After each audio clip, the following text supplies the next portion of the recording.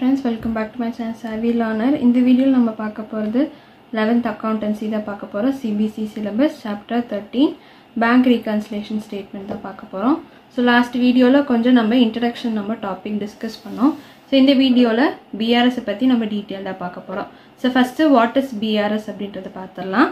It is a statement prepared by the account holder on a particular date to reconcile the bank balance as per cash book with the balance as per bank statement or bank passbook showing the entries because of which the difference between two balance exceeds. So statement prepared by account holder on a particular date அப்படினு கொடுத்திருக்காங்க. So statement அப்படின்றது என்னன்னா பேங்கோட பாஸ்புக்க தான் இங்க statement அப்படினு சொல்றாங்க. So இது வந்து ஈச் ஸ்டேட்மெண்டாவும் இருக்கலாம் இல்லனா வெறும் பாஸ்புக்கா கூட இருக்கலாம். So இந்த பாஸ்புக்க பத்தி தான் இங்க கொடுத்திருக்காங்க. So ஒவ்வொரு அக்கவுண்ட் ஹோல்டர்ஸ்க்கும் கண்டிப்பா பாஸ்புக் வந்து பேங்க் வந்து ப்ரொவைட் பண்ணிருப்பாங்க. இப்போ ஒரு பர்టిక్యులர் டேட்ல சோ அதுக்கு முன்னாடி என்னென்ன ட்ரான்சாக்ஷன்ஸ் நடந்திருக்கு. சோ இன் கேஸ் இப்போ நான் மார்ச் 15th எனக்கு வந்து எல்லா இன்ஃபர்மேஷன்ஸும் எனக்கு தெரியணும்.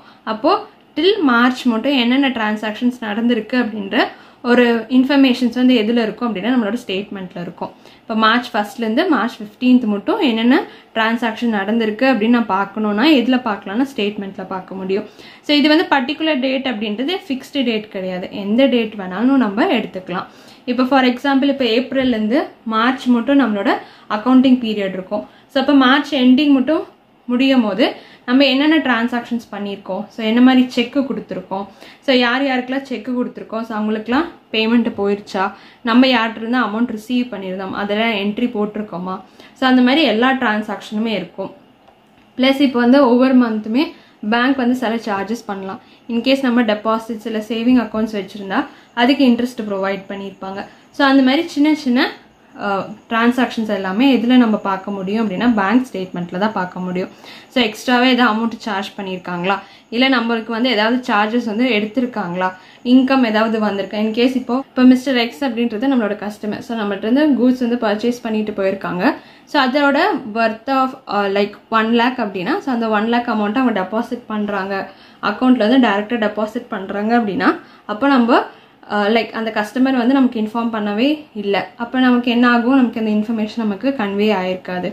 அப்போ நம்ம ஸ்டேட்மெண்ட் பார்க்கும்போது தான் ஸோ ஆன் டேட்டில் நமக்கு அமௌண்ட் வந்து ரிசீவ் பண்ணியிருக்கோம் அப்படின்னு சொல்லி அப்போ தான் நம்ம என்ட்ரி போடுவோம். அப்போ என்ன ஆகும், கேஷ் புக்கில் அந்த என்ட்ரி ஆயிருக்காது, வேறு பேங்க் ஸ்டேட்மெண்ட்டில் மட்டும் தான் அந்த என்ட்ரிஸ் ஆயிருக்கும். ஸோ இந்த மாதிரி ஆன் ஒரு பர்டிகுலர் டேட்டில் அதுக்கு முன்னாடி நடந்த என்னென்ன டிரான்சாக்ஷன்ஸோ அது எல்லாத்தையும் நம்ம ரெக்டிஃபை பண்ணுறதா bank reconciliation statement. So bank reconciliation ஸ்டேட்மெண்ட்டில் நம்ம என்ன பண்ண போகிறோம், ஸோ நம்மளோட ஸ்டேட்மெண்ட் கொடுத்துருப்பாங்க. இதில் பேங்க்லேருந்து நம்ம ஸ்டேட்மெண்ட் நம்ம ரிசீவ் பண்ணிக்கலாம். ஸோ எந்த டேட் வேணுமோ அந்த டேட் வச்சு, ஸோ எவ்வளோ மந்த் வேணுமோ அந்த மந்த்து, இப்போ இன்கேஸ் எனக்கு 3 monthsோட ஸ்டேட்மெண்ட் வேணால் வாங்கிக்கலாம், அதேமாதிரி 6 monthோட ஸ்டேட்மெண்ட் வேணாலும் நம்ம வாங்கிக்கலாம். இல்லை நம்மளோட அக்கௌண்டிங் பீரியட் அதாவது ஏப்ரல்லேருந்து மார்ச்சோட ஸ்டேட்மெண்ட் வேணாலும் நம்ம வாங்கிக்கலாம். ஸோ நம்ம கேஷ் புக்கையும் நம்மளோட பாஸ்புக் ரெண்டுத்தையும் நம்ம வெரிஃபை பண்ணுறோம். ஸோ நம்ம போட்ட என்ட்ரிஸ் எல்லாமே கரெக்டாக இருக்கா அப்படின்னு நம்ம செக் பண்ணிட்டோம். இன்கேஸ் ஏதாவது ஒரு டிஃப்ரென்ஸ் வருது, ரெண்டுத்துக்கும் டிஃப்ரென்ஸ் வருது. ஃபார் எக்ஸாம்பிள் இப்போ நம்ம கேஷ் புக்கில் ஒரு 45 ஸோ கேஷ் புக்கில் ஒரு 45,000 தான் நம்மளோட பேலன்ஸ் காட்டுது, ஆனால் வந்து பேங்க்கில் வந்து ஒரு 30,000 தான் காட்டுது அப்படின்னா ஸோ ரெண்டுத்துக்கும் ஒரு டிஃப்ரென்ஸ் இருக்கா. ஸோ அப்போ ஒரு 15,000 rupees டிஃப்ரென்ஸ் இருக்குது. ஸோ இது மேபி ஒரு ப்ளஸ் ஆர் மைனஸ் எது வேணாலும் இருக்கலாம். ஸோ அப்போ ரெண்டுத்தையுமே நம்ம வெரிஃபை பண்ணும் போது தான் நமக்கு எந்த இடத்துல நம்ம மிஸ்டேக் பண்ணியிருக்கோம் அப்படின்றது தெரியும். ஸோ அதை நம்ம எப்படி ரெக்டிஃபை பண்ண போகிறோம் அப்படின்றத நம்ம ஸ்டெப் பை ஸ்டெப்பாக பார்க்க போகிறோம். ஸோ ஆல்ரெடி உங்களுக்கு நான் இந்த இன்ஃபர்மேஷன் உங்களுக்கு சொல்லியிருந்தேன். பேங்க்கில் நமக்கு ஒரு அக்கௌண்ட் வச்சுருப்பாங்க. ஸோ நம்ம இப்போ ஒரு அக்கௌண்ட் ஓப்பன் பண்ணியிருக்கோம்னா ஆன் பிஹாஃப் ஆஃப் அஸ் நம்மளோட டெபாசிட்ஸு, வித்ட்ராவல், நம்மளோட பேங்க் ட்ரான்சாக்ஷன்ஸ் எல்லாமே என்ன பண்ணுவாங்க, பேங்கர் வந்து மெயின்டைன் பண்ணிட்டே வருவாங்க. அப்போ டெபாசிட் அப்படின்னா கிரெடிட்டு, வித்ட்ராவல் அப்படின்னா டெபிட்டு. ஸோ எல்லா அக்கௌண்ட் ஹோல்டர்ஸ்க்கும் கண்டிப்பாக ஸ்டேட்மெண்ட் ஆஃப் அக்கௌண்ட்ஸும் இல்லை பேங்க் ஸ்டேட்மெண்ட்டும் கண்டிப்பாக கொடுத்துருப்பாங்க.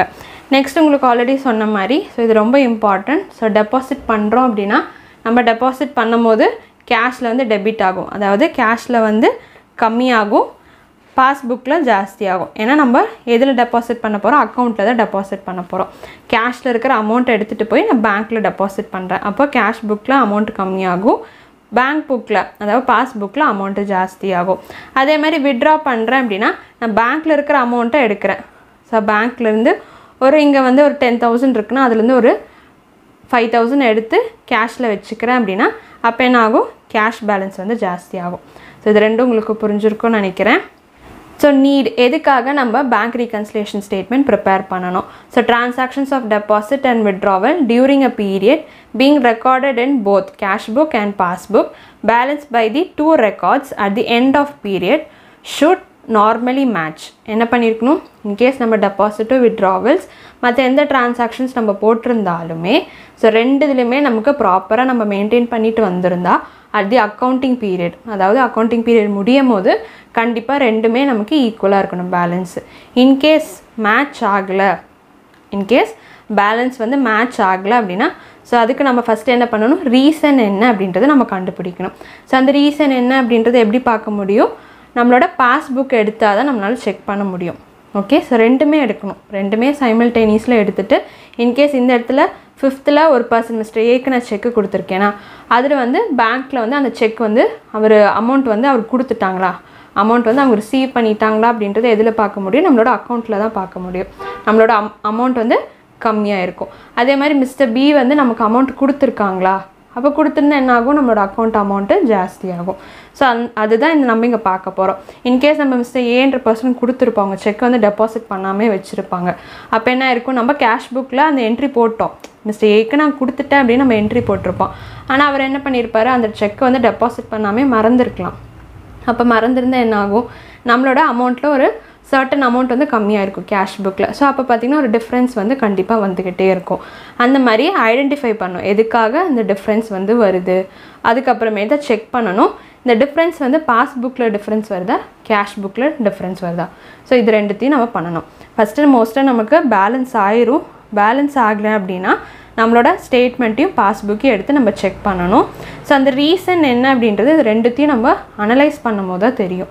தெரிஞ்சதுக்கப்புறம் ஸோ எந்த difference passbook R cash book இது ரெண்டுத்துல எந்த டிஃப்ரென்ஸ்னு வச்சு அதுக்கப்புறம் நம்ம ஈக்குவல் பண்ண போகிறோம்.